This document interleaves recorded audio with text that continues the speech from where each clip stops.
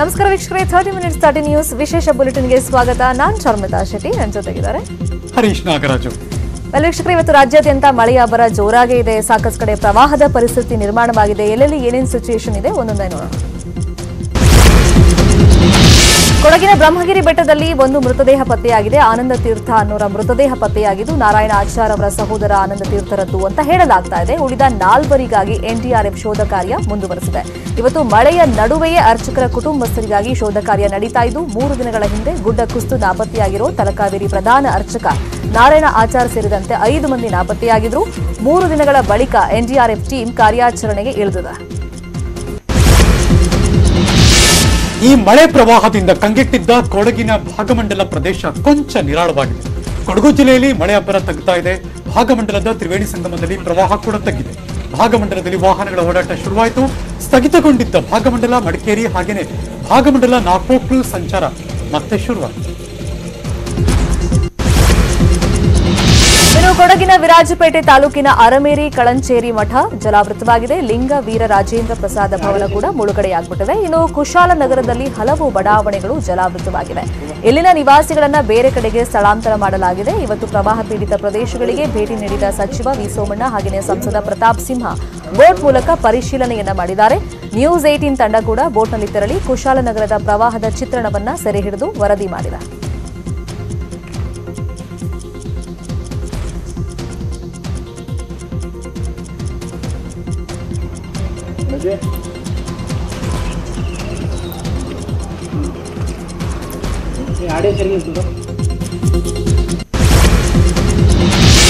ಕೊಡಗು ಚಿಕ್ಕಮಗಳೂರು ಅಷ್ಟೇ ಅಲ್ಲ, ಕಾರವಾರ ನಗೆ ಗ್ರಾಮದಲ್ಲೂ ಕೂಡ ಭೂಕುಸಿತ ಆಯಿತು. 6 ಎಕರೆ ಭೂ ಪ್ರದೇಶ ಅದು ಕಂಪ್ಲೀಟ್ ಕುಸಿತೋಗಿದೆ. 25 ಎಕರೆ ಕೃಷಿ ಭೂಮಿ ಕೂಡ ನಾಶ ಆಗೋಗಿದೆ. ಭೂಕುಸಿತದಿಂದ ಮಣ್ಣಲ್ಲಿ ಭತ್ತದ ಗದ್ದೆ ಕಂಪ್ಲೀಟ್ ಆಗಿ ಮುಚ್ಚೋಯ್ತು. ಭೂಕುಸಿತದಿಂದ ಬೃಹತ್ ಮರಗಳು ಧರೆಗುರುಳಿತು. ಇನ್ನು ಮಹಾಮಳೆಗೆ ಕಲ್ಲು ಬಂಡೆಗಳೇ ಕೊಚ್ಚಿ ಹೋಗಿದೆ. ಅಪಾಯದ ಮಟ್ಟದಲ್ಲಿ ಕಾಳಿ ನದಿ ಹರಿತಾ ಇದೆ. ಕದ್ರಾ ಜಲಾಶಯದಿಂದ ನಿರಂತರವಾಗಿ ನೀರನ್ನ ಹರಿಬಿಡಲಾಗ್ತಾ ಇದೆ. ಕಾಳಿ ನದಿಗೆ 68,000 ಕ್ಯೂಸೆಕ್ ನೀರು ಬಿಡುಗಡೆ ಮಾಡಲಾಗಿದೆ. ನದಿ ಪಾತ್ರ ಜನರಲ್ಲಿ ಈಗ ಆತಂಕ ಶುರುವಾಗಿದೆ. ಮುಳುಗಡೆ ಭೀತಿ ಕೂಡ ಎದುರಿಸ್ತಾ ಇದ್ದಾರೆ. ಚಿಕ್ಕಮಗಳೂರಿನಲ್ಲಿ ಭಕ್ತಿಬರು ಬಲಿಯಾಗಿದ್ದಾರೆ. ದೇವಸ್ಥಾನಕ್ಕೆ ಹೋಗಿದ್ದ ವೇಳೆಯಲ್ಲಿ ಕಾಲ್ಜಾರ್ ಬಿದ್ದು ವೃದ್ಧೆ ನೀರು ಪಾಲಾಗಿದ್ದಾರೆ. ಚಿಕ್ಕಮಗಳೂರಿನಲ್ಲಿ ಹೇಮಾವತಿ ನದಿ ಪ್ರವಾಹಕ್ಕೆ ವೃದ್ಧೆ ಕೊಚ್ಚಿಕೊಂಡು ಹೋಗಿರೋದು. 87 ವರ್ಷದ ರುದ್ರಮ್ಮ ನೀರಿನಲ್ಲಿ ಕೊಚ್ಚಿ ಹೋಗಿರುವಂತಹ ವೃದ್ಧೆ. ಮೂಡಿಗೆರೆ ತಾಲೂಕಿನ ಜನ್ನಾಪುರದ ಅಗ್ರಹಾರ ದೇವಸ್ಥಾನದ ಸಮೀಪ ನಡೆದಿರುವಂತಹ ಘಟನೆ ಇದು. ಇತ್ತ ಹಳ್ಳದಲ್ಲಿ ಮತ್ತೋರ್ವ ವ್ಯಕ್ತಿ ಕೊಚ್ಚಿಕೊಂಡು ಹೋಗಿದ್ದಾರೆ. ಶೃಂಗೇರಿ ಸಮೀಪದ ಹೊರೂರು ಬಳಿಯಲ್ಲಿ ಘಟನೆ ನಡೆದಿದ್ದು 54 ವರ್ಷದ ವಾಸುದೇವ ಭಟ್ಟ ಹಳ್ಳದಲ್ಲಿ ಕೊಚ್ಚಿಕೊಂಡು ಹೋಗಿದ್ದಾರೆ. ಹಳ್ಳದಲ್ಲೇ ಸಿಲುಕಿದ್ದ ಮೃತದೇಹ ಪತ್ತೆಯಾಗಿದೆ.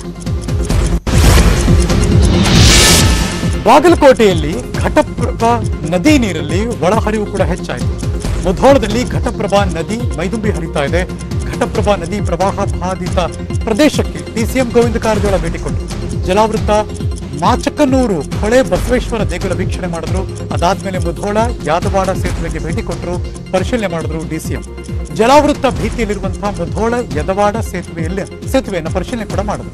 ಸೇತುವೆ ಹತ್ರ ಮೈದುಂಬಿ ಹರಿತಿರುವಂತಹ ಘಟಪ್ರಭಾ ನದಿಯಿಂದಾಗಿ ನದಿ ಅಕ್ಕಪಕ್ಕದ ಜಮೀನಲ್ಲಿನ ನದಿ ನೀರು ನುಗ್ಗಿ ಬೆಳೆ ಹಾನಿ ಮಾಡಿದೆ. ಚಿಕ್ಕಮಗಳೂರಿನ ಬಂಕೇನಹಳ್ಳಿ ಗ್ರಾಮಸ್ಥರು ಸಂಸದರು ಶಾಸಕರನ್ನ ತರಾಟೆಗೆ ತಗೊಂಡಿದ್ದಾರೆ. ಬಂಕೇನಹಳ್ಳಿ ಗ್ರಾಮಕ್ಕೆ ಸಂಸದೆ ಶೋಭಾ ಕರಂದ್ಲಾಜೆ ಹಾಗೆಯೇ ಶಾಸಕ ಎಂಪಿ ಕುಮಾರಸ್ವಾಮಿ ಭೇಟಿ ಕೊಟ್ಟಿದ್ದು, ಈ ವೇಳೆ ವರ್ಷ ಕಳೆದರೂ ಸೇತುವೆ ನಿರ್ಮಿಸದ ಹಿನ್ನೆಲೆಯಲ್ಲಿ ತರಾಟೆಗೆ ತಗೊಂಡಿದ್ದಾರೆ. ವರ್ಷದ ಹಿಂದೆ ಮಹಾಮಳೆಗೆ ಸೇತುವೆ ಕೊಚ್ಕೊಂಡು ಹೋಗಿತ್ತು. ಆದರೆ ವರ್ಷವಾದರೂ ಇನ್ನೂ ಸೇತುವೆ ನಿರ್ಮಿಸಿಲ್ಲ. ಹೀಗಾಗಿ ಸಂಸದರು ಹಾಗೆಯೇ ಶಾಸಕರನ್ನ ತರಾಟೆಗೆ ತಗೊಂಡಿದ್ದಾರೆ.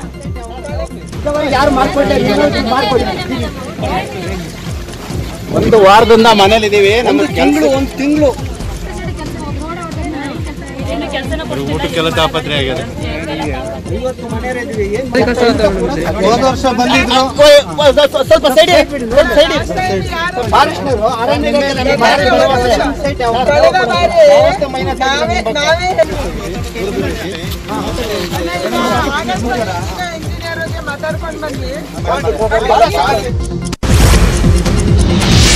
ಉಡುಪಿಯಲ್ಲಿ ರಾಷ್ಟ್ರೀಯ ಹೆದ್ದಾರಿಯಲ್ಲಿ ನೀರು ನಿಂತೋಗಿದೆ.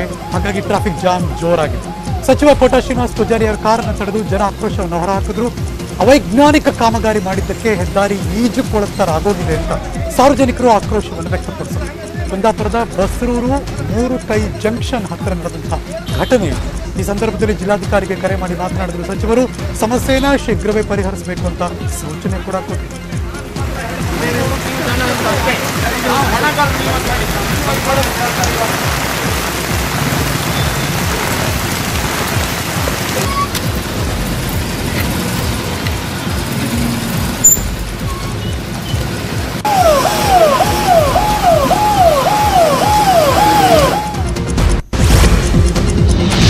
ದಾವಣಗೆರೆಯಲ್ಲಿ ಮುಷ್ಯಗಳ ರೆಸ್ಕ್ಯೂ ಮಾಡೋದಕ್ಕೆ ಅಗ್ನಿಶಾಮಕ ಸಿಬ್ಬಂದಿ ಹರಸಾಹಸ ಪಡ್ತಾ ಇದ್ದಾರೆ. ನದಿಯಲ್ಲಿ ನೀರಿನ ಪ್ರಮಾಣ ಹೆಚ್ಚಾದಂತ ಹಿನ್ನೆಲೆಯಲ್ಲಿ ಕಾರ್ಯಾಚರಣೆಗೆ ಹಿನ್ನಡೆಯಾಗ್ತಾ ಇದೆ. ಹರಿಹರದ ರಾಜನಹಳ್ಳಿ ಗ್ರಾಮದ ತುಂಗಭದ್ರಾ ನದಿಯಲ್ಲಿ ಮುಷ್ಯಗಳು ಸಿಲುಕಿಕೊಂಡಿವೆ. ಹೊಳೆಯ ಮಧ್ಯದಲ್ಲಿ ಇರುವಂತಹ ಮರದಲ್ಲಿ ಮುಷ್ಯಗಳು ಸಿಕ್ಕಾಕೊಂಡಿರೋದು.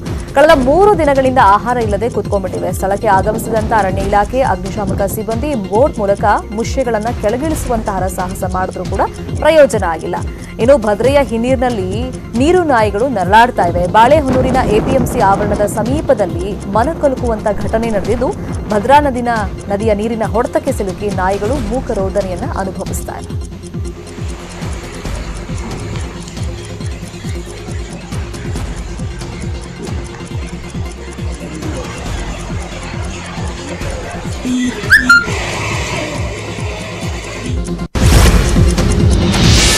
ಮಂಡ್ಯದಲ್ಲಿ ತುಂಬಿ ಹರಿತಾ ಇದೆ ಕಾವೇರಿ. ಈ ಕಾವೇರಿ ನದಿಗೆ ತಾಯಿ ಮಗು ಬಿದ್ದಿದ್ದಾರೆ.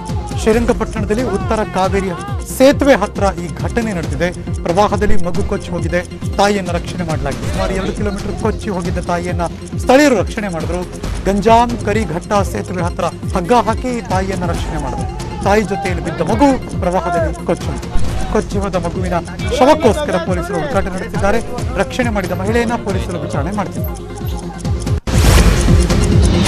ಮಂಗಳೂರಿಗೆ ಭೇಟಿ ನೀಡಿದ ಕಂದಾಯ ಸಚಿವ ಆರ್ ಅಶೋಕ್ ನೆರೆ ಪೀಡಿತ ಪ್ರದೇಶಗಳನ್ನು ವೀಕ್ಷಣೆ ಮಾಡಿದ್ದಾರೆ. ಈ ವೇಳೆ ಮಾತನಾಡಿದ ಆರ್ ಅಶೋಕ್, ನೆರೆ ಪೀಡಿತ ಪ್ರದೇಶಗಳಲ್ಲಿ ಕಾಳಜಿ ಕೇಂದ್ರಗಳನ್ನು ತೆರೆಯಲಾಗಿದೆ. ಎಲ್ಲಾ ಕೇಂದ್ರಗಳಲ್ಲಿರುವಂತಹ ನೆರೆ ಪೀಡಿತರಿಗೆ ಪೌಷ್ಟಿಕ ಆಹಾರ ನೀಡೋದಕ್ಕೆ ಸೂಚನೆ ನೀಡಲಾಗಿದೆ ಅಂತ ಹೇಳಿದ್ರು. ಆಹಾರ ಪೂರೈಕೆಯಲ್ಲಿ ಯಾವುದೇ ಕಂಜೂಸ್ತನಕ್ಕೆ ಅವಕಾಶವಿಲ್ಲ. ದಕ್ಷಿಣ ಕನ್ನಡ ಜಿಲ್ಲೆಗೆ ವಿಪತ್ತು ನಿರ್ವಹಣೆಗೆ ಹೆಚ್ಚುವರಿಯಾಗಿ 5 ಕೋಟಿ ಬಿಡುಗಡೆ ಮಾಡಲಾಗಿದೆ ಅಂತ ಮಾಹಿತಿ ಕೊಟ್ಟರು. ವಿಪತ್ತು ನಿರ್ವಹಣೆ ಖಾತೆಯಲ್ಲಿ ಈಗಾಗಲೇ 23 ಕೋಟಿ ಇದೆ. ನೆರೆ ಪೀಡಿತ ಪ್ರದೇಶಗಳ ಜನರನ್ನ ಒತ್ತಾಯಪೂರ್ವಕವಾಗಿ ಸ್ಥಳಾಂತರ ಮಾಡಬೇಕು. ಸ್ಥಳಾಂತರಕ್ಕೆ ವಿರೋಧಿಸುವವರ ವಿರುದ್ಧ ಕೇಸ್ ದಾಖಲಿಸಲು ಸೂಚನೆಯನ್ನ ನೀಡಲಾಗಿದೆ ಅಂತ ಹೇಳಿದರು. ಜಿಲ್ಲಾಧಿಕಾರಿಗಳ ಕಚೇರಿಯಲ್ಲಿ ಈ ಪ್ರವಾಹಕ್ಕೆ ಸಂಬಂಧಪಟ್ಟಂತೆ ಇವತ್ತು 5 ಕೋಟಿ ರೂಪಾಯಿ ಹಣವನ್ನು ಇಲ್ಲಿ ನಾನು ಬಿಡುಗಡೆ ಮಾಡ್ತಾ ಇದ್ದೀನಿ. ಇವತ್ತು ಬಿಡುಗಡೆ ಮಾಡಿದ್ದೀನಿ ಇಲ್ಲಿ. ಸೊ ಈ ತಡೆಗೋಡೆಗೆ ಸಪರೇಟಾಗಿ ಹಣ ಬಿಡುಗಡೆಯನ್ನು ಮಾಡ್ತಾ ಇದ್ದೀನಿ. ಹಾವೇರಿಯಲ್ಲಿ ನೆರೆ ಹಾವಳಿ ಪ್ರದೇಶಕ್ಕೆ ಜಿಲ್ಲಾ ಉಸ್ತುವಾರಿ ಸಚಿವ ಬಸವರಾಜ ಬೊಮ್ಮಾಯಿ ಅವರು ಭೇಟಿ ಕೊಟ್ಟರು, ಪರಿಶೀಲನೆ ಮಾಡಿದರು. ಸಂದರ್ಭದಲ್ಲಿ ಮಾತನಾಡಿದ ಬಸವರಾಜ ಬೊಮ್ಮಾಯಿ ಅವರು, ಹಾವೇರಿ ಜಿಲ್ಲೆಯಲ್ಲಿ ಕಳೆದ 4 ದಿನಗಳಿಂದ ಹೆಚ್ಚಿನ ಪ್ರಮಾಣದಲ್ಲಿ ಮಳೆ ಆಗ್ತಾ ಇದೆ. ಗಾಳಿ ಮಳೆಯಿಂದಾಗಿ ಮೆಕ್ಕೆಜೋಳ ಹಾಗೂ ಹಲವಾರು ಮನೆಗಳು ಕೂಡ ನೆಲಸಮವಾಗಿದೆ. ಮಳೆಯಿಂದಾಗಿ ಹಾನಿಗೊಳಗಾದ ಮನೆಗಳಿಗೆ ಕೂಡಲೇ 10,000 ಪರಿಹಾರ ಕೊಡೋದಕ್ಕೆ ಆದೇಶ ಮಾಡಲಾಗಿದೆ. ಇನ್ನು NDRF ತಂಡವನ್ನ ನಿಯೋಜಿಸುವುದಕ್ಕೆ ಸೂಚನೆ ಕೊಡಲಾಗಿದೆ. ಕಳೆದ ಬಾರಿ ಅನುಭವದಿಂದ ಈ ಬಾರಿ ಎಲ್ಲಾ ರೀತಿಯ ಸಕಲ ಸಿದ್ಧತೆ ಮಾಡಿಕೊಳ್ಳಲಾಗಿದೆ.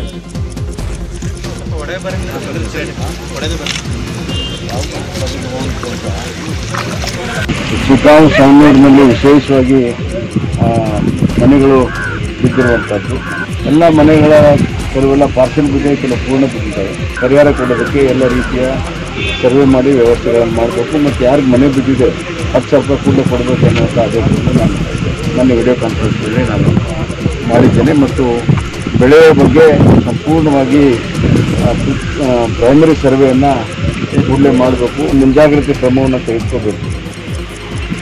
ಹೆಚ್ಚಿನ ಮಳೆ ಆದರೆ ಎಲ್ಲಿ ಶಿಫ್ಟ್ ಆಗಬೇಕು, ಶಿಫ್ಟ್ ಆಗೋ ಪ್ರದೇಶ ಸ್ಥಳವನ್ನು ಸಂಪೂರ್ಣವಾಗಿ ದುರಸ್ತಿ ಮಾಡಿ ಅಲ್ಲಿ ಬೇಕಾಗಿರುವಂಥ ವ್ಯವಸ್ಥೆಗಳನ್ನು ಸುಲಭವಾಗಿ ಮಾಡ್ಕೋಬೇಕನ್ನುವಂಥ ಒಂದು ಸೂಚನೆ. ಚಾಮರಾಜನಗರದಲ್ಲಿ ಪ್ರವಾಹದ ಭೀತಿ ಎದುರಾಗಿದೆ. ಗ್ರಾಮಗಳಿಗೆ ಜಿಲ್ಲಾ ಉಸ್ತುವಾರಿ ಸಚಿವ ಸುರೇಶ್ ಕುಮಾರ್ ಭೇಟಿ ನೀಡಿ ಪರಿಶೀಲನೆಯನ್ನ ಮಾಡಿದ್ರು. ಚಾಮರಾಜನಗರ ಜಿಲ್ಲೆ ಕೊಳ್ಳೇಗಾಲ ತಾಲೂಕಿನ ಮುಳ್ಳೂರು, ಹಳೆ ಹಂಪಾಪುರ, ದಾಸನಪುರ ಗ್ರಾಮಗಳಿಗೆ ಭೇಟಿ ನೀಡಿದರು ಸಚಿವರು. ಅಲ್ಲಿ ಪರಿಶೀಲನೆಯನ್ನ ಮಾಡಿದ್ರು. ಈ ವೇಳೆ ಮಾತನಾಡಿದ ಸಚಿವರು, ಕಬಿನಿ ಹಾಗೆಯೇ ಕೆಆರ್ಎಸ್ನಿಂದ ಹೆಚ್ಚಿನ ಪ್ರಮಾಣದಲ್ಲಿ ನೀರು ಬಿಡ್ತಾ ಇರುವಂತಹ ಹಿನ್ನೆಲೆಯಲ್ಲಿ ಪ್ರವಾಹದ ಪರಿಸ್ಥಿತಿ ನಿರ್ಮಾಣವಾಗಿದೆ.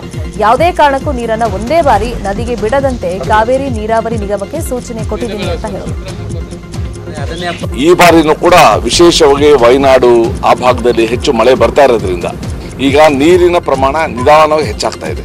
ನಾನು ಈಗ ತಾನೇ ಕಾವೇರಿ ನಿಗಮದ ಜೊತೆ ನಾನು ಮಾತಾಡಿದ್ದೀನಿ. ಯಾವುದೇ ಕಾರಣಕ್ಕೆ ನೀವು ನೀರನ್ನು ಒಂದು ಸಲ ಬಿಡೋದನ್ನು ನೀವು 2 ಲಕ್ಷದವರೆಗೂ ಮುಟ್ಟಿಸಬಾರ್ದು ಅಂತ ಹೇಳಿದ್ದೀರಿ. ಚಿಕ್ಕಮಗಳೂರಲ್ಲಿ ಮಹಾಮಳೆಗೆ ಭಾರೀ ಗಾತ್ರದ ಹೆಬ್ಬವೊಂದು ತೇಲಿ ಬಂದಿದೆ.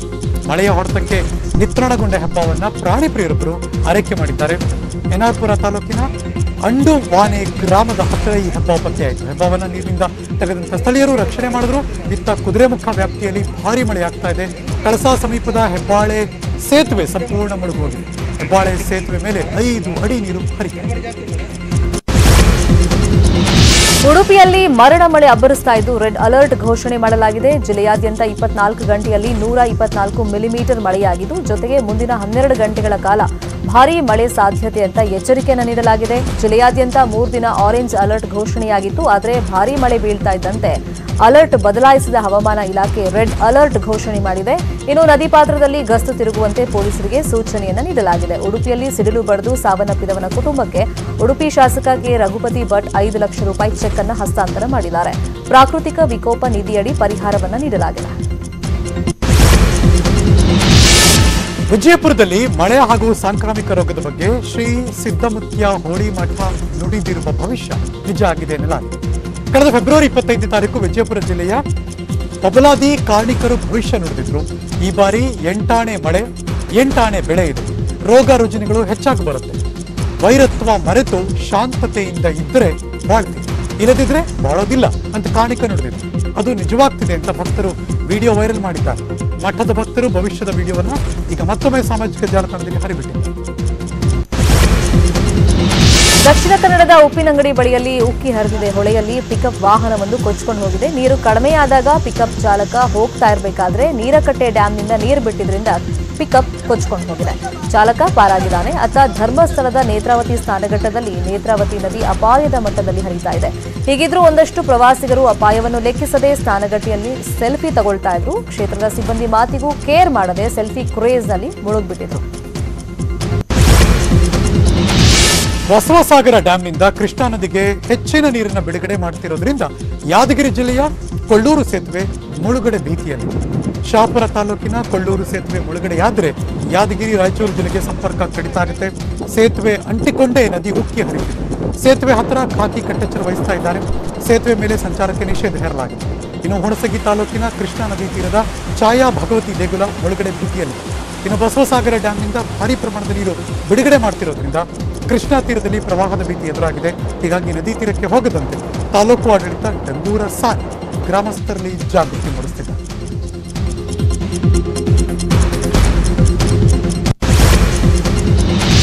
ಮೈಸೂರಿನ ಪಿರಿಯಾಪಟ್ಟಣದಲ್ಲಿ ಪ್ರವಾಹದ ನರ್ತನ ಹೆಚ್ಚಾಗಿದೆ. ಆರ್ವರ್ತಿ, ದಿಂಡಗ್ರಾಮ, ಕೊಪ್ಪ, ದೊಡ್ಡ ಕಮರಳ್ಳಿ ಗ್ರಾಮದ ಸಂಪರ್ಕ ಕಟ್ಟಾಗಿದೆ. ಈಗಾಗಲೇ ನದಿ ಪಾತ್ರದ ಮನೆಗಳನ್ನು ಸ್ಥಳಾಂತರ ಮಾಡಲಾಗಿದೆ. ಮುತ್ತಿನಮೊಳೆ ಗ್ರಾಮದಲ್ಲಿ ಮಳೆಗೆ ಹಸುವೊಂದು ಬಲಿಯಾಗಿದೆ. ಇನ್ನು ನಂಜನಗೂಡಿನ ಮಲ್ಲನಮೂಲೆ ಮಠದ ಬಳಿಯ ಬಸವೇಶ್ವರ ದೇವಾಲಯದಲ್ಲಿ ನೀರು ನುಗ್ಗಿದೆ. ಕಬಿನಿ ಹಾಗೂ ನುಗು ಜಲಾಶಯದಿಂದ ಹೆಚ್ಚಿನ ಪ್ರಮಾಣದಲ್ಲಿ ನೀರು ಬಿಡುಗಡೆ ಮಾಡಿದ್ರಿಂದ ಮೈಸೂರು ಊಟಿ ರಾಷ್ಟ್ರೀಯ ಹೆದ್ದಾರಿ ಮೇಲೂ ನೀರು ಹರಿತಾ ಇದೆ.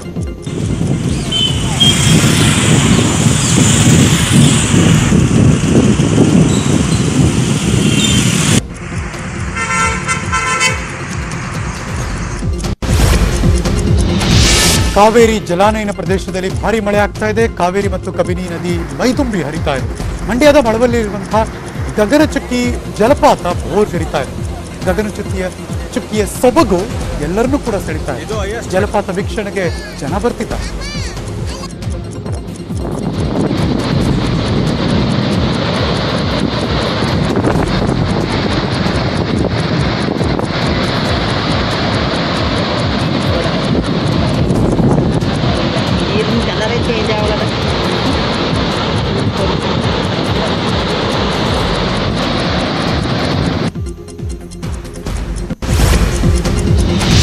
ಉಳಿದಿರುವಂತಹ ಪ್ರಮುಖ ಸುದ್ದಿ ನೋಡೋಣ ಬ್ರೇಕ್ ಆದ್ಮೇಲೆ.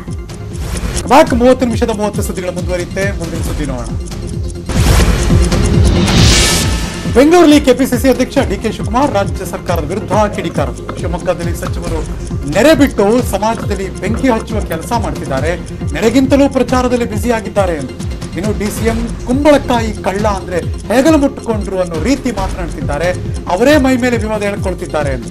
ಕೆಪಿಸಿಸಿ ನೆರೆ ಬಗ್ಗೆ ಅಧ್ಯಯನ ಮಾಡೋದಕ್ಕೆ ತಂಡ ರಚನೆ ಮಾಡಲಿದೆ. ಹಾಲಿ ಮಾಜಿ ಶಾಸಕರನ್ನ ಒಳಗೊಂಡ ಒಂದು ತಂಡ ರಚನೆ ಮಾಡ್ತೀವಿ ಅಂತ.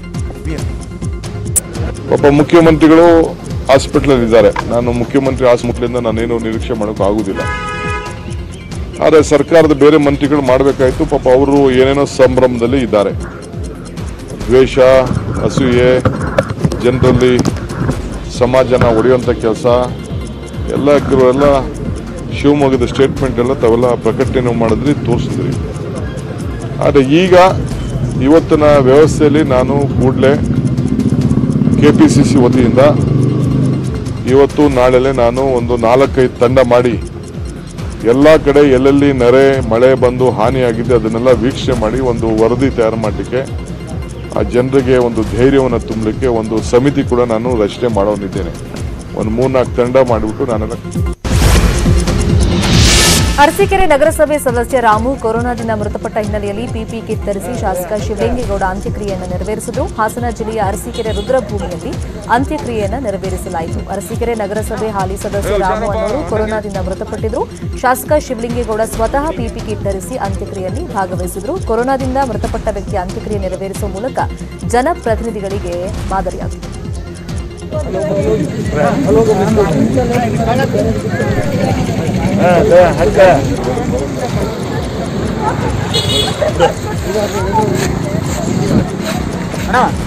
ಹುಷಾರಪ್ಪ ಅಣ್ಣಂಗೆ.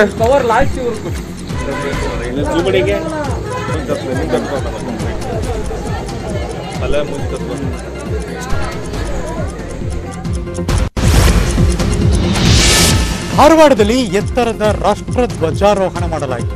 100 ಅಡಿ ಎತ್ತರದ ರಾಷ್ಟ್ರ ಧ್ವಜ ಸ್ತಂಭದ ಮೇಲೆ 30 ಅಡಿ ಅಗಲ ಹಾಗೂ 20 ಅಡಿ ಉದ್ದದ ರಾಷ್ಟ್ರ ಧ್ವಜವನ್ನು ಹಾರಿಸಲಾಯಿತು. ಕೇಂದ್ರ ಸಚಿವ ಪ್ರಹ್ಲಾದ್ ಜೋಶಿ ನಗರದ ಹಿಂದಿ ಪ್ರಚಾರ ಸಭಾಂಗಣದಲ್ಲಿ ಧ್ವಜಾರೋಹಣ ಮಾಡಿದರು. ಈ ಸಂದರ್ಭದಲ್ಲಿ ಶಾಸಕ ಅರವಿಂದ್ ಬೆಲ್ಲದ್, ಶಾಸಕ ಅಮೃತ್ ದೇಸಾಯಿ ಸೇರಿ ಹಲವರು ಕಾರ್ಯಕ್ರಮದಲ್ಲಿ ಭಾಗಿಯಾಗಿದ್ದರು.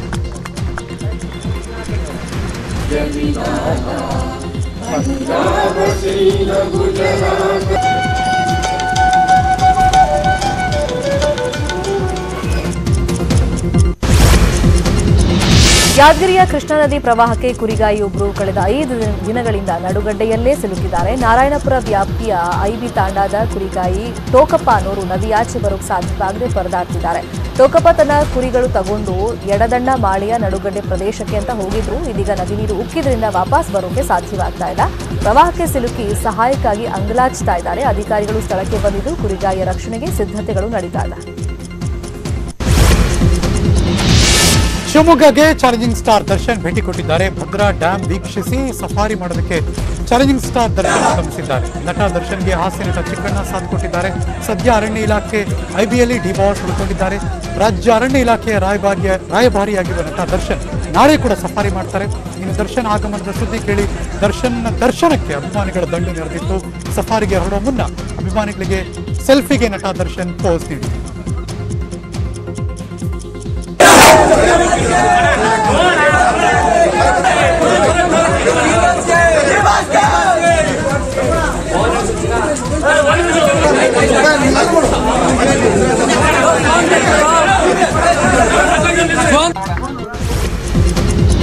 ಉಳಿದಿರುವಂತ ಪ್ರಮುಖ 5 ಸುದ್ದಿ ನೋಡೋಣ, ಬ್ರೇಕ್ ಆದ್ಮೇಲೆ.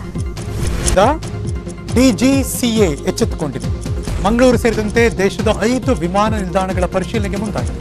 ದೇಶದಲ್ಲಿರುವ 5 ಟೇಬಲ್ ಟಾಪ್ ವಿಮಾನ ನಿಲ್ದಾಣಗಳಾದ ಮಂಗಳೂರು, ಲೆಂಗ್ಪುಯಿ, ಕೋಝಿಕೋಡ್, ಶಿಮ್ಲಾ, ಕುಲ್ಲು ವಿಮಾನ ನಿಲ್ದಾಣಗಳ ಪರಿಶೀಲನೆಗೆ ವಿಮಾನಯಾನ ಇಲಾಖೆ ನಿರ್ಧಾರ ಮಾಡಿದ್ದಾರೆ. ಇವತ್ತು ನಡೆದಂತಹ ಇಲಾಖೆಯ ಉನ್ನತ ಮಟ್ಟದ ಸಭೆಯಲ್ಲಿ ನಿರ್ಧಾರ ಮಾಡಿದ್ದಾರೆ. ರನ್ವೇ ಸ್ಥಿತಿಗತಿ ಬಗ್ಗೆ ಅಧಿಕಾರಿಗಳು ವರದಿ ನೀಡಲಿದ್ದಾರೆ. ಇನ್ನು ವಿಮಾನ ಅಪಘಾತದಲ್ಲಿ ಮೃತಪಟ್ಟ ಕುಟುಂಬದವರಿಗೆ ತಲಾ 10 ಲಕ್ಷ ಮತ್ತು ತೀವ್ರವಾಗಿ ಗಾಯಗೊಂಡವರಿಗೆ ತಲಾ 2 ಲಕ್ಷ ಹಾಗೂ ಸಣ್ಣ ಪುಟ್ಟ ಗಾಯಗಳಾಗೋರಿಗೆ ತಲಾ 50,000 ಮಧ್ಯಂತರ ಪರಿಹಾರ ನೀಡುವುದಾಗಿ ಕೇಂದ್ರ ನಾಗರಿಕ ವಿಮಾನಯಾನ ಸಚಿವ ಹರ್ದೀಪ್ ಸಿಂಗ್ ಪುರಿ ಮಾಹಿತಿಯನ್ನು ಕೊಟ್ಟಿದ್ದಾರೆ. ವಿಮಾನ ಅಪಘಾತಕ್ಕೆ ಕಾರಣ ಏನು ಅನ್ನೋದನ್ನ ಪತ್ತೆ ಮಾಡೋದಕ್ಕೆ ತನಿಖೆಗೆ ಆದೇಶ ಕೊಟ್ಟಿರುವುದಾಗಿ ತಿಳಿಸಿದ್ದಾರೆ. ಅಪಘಾತಕ್ಕೆ ಈಡಾಗಿರುವಂತಹ ವಿಮಾನದ ಡಿಜಿಟಲ್ ಫ್ಲೈಟ್ ಡಾಟಾ ರೆಕಾರ್ಡರ್ ಮತ್ತು ಕಾಕ್ಪಿಟ್ ವಾಯ್ಸ್ ರೆಕಾರ್ಡ್ಗಳನ್ನು ಪತ್ತೆ ಹಚ್ಚಿ ವಶಕ್ಕೆ ಪಡೆಯಲಾಗಿದೆ. ವಿಮಾನ ಅಪಘಾತ ತನಿಖಾ ಸಂಸ್ಥೆ ತನಿಖೆ ನಡೆಸ್ತಾ ಇದೆ ಅಂತ ಸಚಿವರು ಮಾಹಿತಿಯನ್ನು ಕೊಟ್ಟಿದ್ದಾರೆ. ಈಗ ಫಸ್ಟ್ ಆಫ್ ಆಲ್ ಆ ರನ್ವೇನೇ ಸರಿ ಇರಲಿಲ್ಲ, ಅಲ್ಲಿ ಇಂಟರ್ನ್ಯಾಷನಲ್ ಫ್ಲೈಟ್ಗಳನ್ನ ಲ್ಯಾಂಡ್ ಮಾಡೋದಕ್ಕೆ ಅದು ಯೋಗ್ಯವಾಗಿರಲಿಲ್ಲ ಅಂತ ಗೊತ್ತಿತ್ತು, ಮೇಲ್ನೋಟಕ್ಕೆ ಗೊತ್ತಿದ್ರು ಕೂಡ ಅಲ್ಲಿ ಯಾಕೆ ಆ ಫ್ಲೈಟ್ನ ತಗೊಂಡೋಗಿ ಲ್ಯಾಂಡ್ ಮಾಡಿಸಿದ್ರು ಅಂತ ಗೊತ್ತಿಲ್ಲ. ಮತ್ತೆ ನಿರಂತರವಾಗಿ ಮಳೆ ಆ ಭಾಗದಲ್ಲಿ ಬರ್ತಾ ಇದ್ದರಿಂದ ಫಸ್ಟ್ ಅಟೆಂಪ್ಟ್ ಫೇಲ್ ಆಗಿತ್ತು, ಸೆಕೆಂಡ್ ಅಟೆಂಪ್ಟ್ ಮಾಡೋಕೆ ಹೋದಾಗ ಅಲ್ಲಿ ಸೀದಾ ಕಾಂಪೌಂಡ್ಗೆ ಹೋಗಿ ಆ ಫ್ಲೈಟ್ ಗುದ್ದಿದೆ, ಪರಿಣಾಮ 2 ಪೀಸ್ ಆಗಿದೆ. ಸೊ ಈ ಬಗ್ಗೆ ಈಗ ತನಿಖೆ ಯಾವ ಥರ ಆಗುತ್ತೆ ಅನ್ನೋದನ್ನ ನೋಡಬೇಕಾಗತ್ತೆ. ಬೆಂಗಳೂರು ಗ್ರಾಮಾಂತರ ಎಸ್ಪಿ ರವಿ ಡಿ ಚಣ್ಣನ್ ಅವರಿಂದ ರೌಡಿ ಪೆರೇಡ್ ಕೂಡ ಮಾಡಿಸಿದ್ದಾರೆ. ಈ ಸಂದರ್ಭದಲ್ಲಿ ಅಕ್ರಮ ಬಡ್ಡಿ, ಇಸ್ಪೀಟ್ ದಂಧೆ ಸೇರಿದಂತೆ ಇನ್ನಿತರ ಕಾನೂನು ಬಾಹಿರ ಚಟುವಟಿಕೆ ಯಾರೆಲ್ಲ ನಡೆಸ್ತಾ ಇದ್ರು ಅವರಿಗೆ ಈ ಸಂದರ್ಭದಲ್ಲಿ ವಾರ್ನಿಂಗ್ ಕೂಡ ಕೊಟ್ಟರು. ವಿಚಾರಣೆ ಸಂದರ್ಭದಲ್ಲಿ ಸುಳ್ಳು ಮಾಹಿತಿ ಕೊಟ್ಟಂತಹ ರೌಡಿ ಶೀಟರ್ ಹುಸ್ಕೂರ್ ಶಿವನಿಗೆ ಎಸ್ಪಿ ಕ್ಲಾಸ್ ಕೂಡ ತಗೊಂಡ್ರು. ಮೊದಲೇ ಕೇಳಬೇಕಾ, ಅದರಲ್ಲೂ ಕೂಡ ಸುಳ್ಳು ಹೇಳಿದ್ರೆ ಬಿಡ್ತಾರಾ? ಹಾಗೂ ಗೂಂಡಾ ಆಕ್ಟ್ ಹಾಕೋದಕ್ಕೆ ಕೂಡ ಸೂಚನೆ ಕೊಟ್ಟಿದ್ದಾರೆ. ತಪ್ಪು ಮಾಡಿ ಸಿಕ್ಕು ನಿನಗೆ ಹಬ್ಬ ಮಾಡಿ ಕುಯ್ಯೋದೆ ಅಂತ ವಾರ್ನಿಂಗ್ ಕೂಡ ಕೊಟ್ಟಿದ್ದಾರೆ. ಇನ್ನು 5 ವರ್ಷಕ್ಕೂ ಮೇಲ್ಪಟ್ಟ ಅಕ್ರಮ ಚಟುವಟಿಕೆಗಳಲ್ಲಿ ಭಾಗಿಯಾದವರಿಗೆ ಸನ್ನಡತೆ ಆಧಾರದ ಮೇಲೆ ರೌಡಿ ಶೀಟರ್ ಕ್ಲೋಸ್ ಮಾಡೋದಕ್ಕೂ ಕೂಡ ಈ ಮೂಲಕ ಸೂಚನೆ ಕೊಟ್ಟಿದ್ದಾರೆ.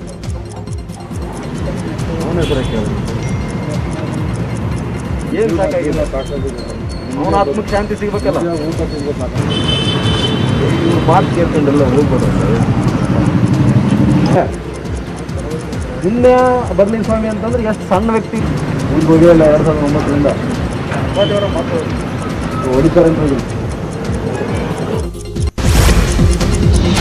ಮಂಗಳೂರು ನಗರದ ಕದ್ರಿಯಲ್ಲಿ ಭೀಕರ ಅಪಘಾತ ನಡೆದಿದ್ದು ಸಿಸಿಟಿವಿಯಲ್ಲಿ ಕ್ಯಾಪ್ಚರ್ ಆಗಿದೆ. ಕಾರೊಂದು ದ್ವಿಚಕ್ರ ವಾಹನಕ್ಕೆ ಡಿಕ್ಕಿಯಾಗಿದೆ. ಯುವತಿ ಕಾರಿನ ಅಡಿ ಸಿಲುಕಿದ್ದಾಳೆ. ಬಳಿಕ ಯುವತಿ ಮೇಲೆಯೇ ಕಾರ್ ಹರಿದು ಮಹಾರುದ್ದ ಎಳ್ಕೊಂಡು ಹೋಗಿದೆ. ಅದೃಷ್ಟವಶಾತ್ ಯುವತಿ ಬದುಕಿ ಉಳಿದಿದ್ದಾಳೆ. ಕಾರನ್ನ ಮೇಲಕ್ಕೆತ್ತಿ ಅಡಿಗೆ ಬಿದ್ದಿದ್ದ ಯುವತಿಯನ್ನ ಹೊರಗಡೆ ತೆಗೆಯಲಾಗಿದೆ. ಯುವತಿಯ ತಲೆಗೆ ಮತ್ತು ಪಕ್ಕೆಲುಬುಗಳಿಗೆ ತೀವ್ರವಾಗಿ ಗಾಯ ಆಗಿದೆ. ಇದೇ ಮಾರ್ಗವಾಗಿ ಬರ್ತಾ ಇದ್ದ ಶಾಸಕ ಯುಟಿ ಖಾದರ್ ಯುವತಿಯನ್ನ ತಮ್ಮ ಕಾರ್ನಲ್ಲಿ ನಗರದ ಖಾಸಗಿ ಆಸ್ಪತ್ರೆಗೆ ಕರ್ಕೊಂಡು ಹೋಗಿ ದಾಖಲು ಮಾಡಿದ್ದಾರೆ. ಈ ಮುಖಾಂತರ ಮಾನವೀಯತೆಯನ್ನು ಮೆರೆದಿದ್ದಾರೆ.